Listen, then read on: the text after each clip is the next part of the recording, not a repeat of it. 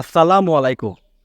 Mob justice শব্দটি কয়েকদিন ধরে খুব বেশি ব্যবহৃত হচ্ছে, কিন্তু অনেক মানুষই আছেন যারা হয়তো এখনও এই শব্দটির সঙ্গে পরিচিত না এবং মব জাস্টিস বলতে আসলে কি বোঝায় তা জানে না।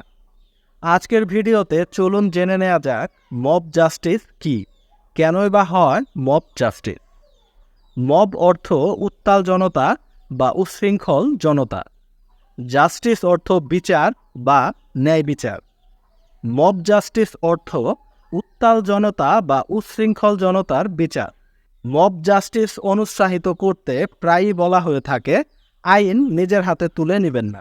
মব জাস্টিস বলতে সাধারণভাবে বোঝায় জনতা আইন বা আইনি প্রক্রিয়ার বাইরে গিয়ে কোনো বিচার নিজের হাতে যখন নিজে তুলে নেয়, তখনই তাকে মব জাস্টিস বলা হয়।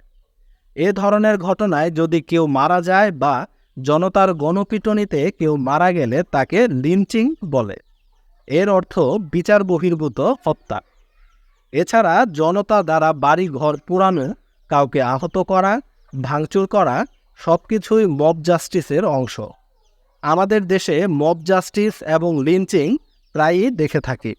2011 সালের জুলাই মাসে আমিনবাজারে ডাকাত সন্দেহে মেরে ফেলা হয়েছিল 6 জন ছাত্রকে। 2019 সালে বাড্ডায় তসলিমা বেগম রেনু নামের এক মাকে ছেলে ধরা সন্দেহে পিটিয়ে মারা হয়েছিল। আশা করি মব জাস্টিস বিষয়টি আপনাদেরকে বোঝাতে পেরেছি। দেখা হবে নতুন কোনো ভিডিওতে নতুন কোনো গুরুত্বপূর্ণ টপিক নিয়ে। ততক্ষণ পর্যন্ত ভালো থাকুন। আল্লাহ হাফেজ।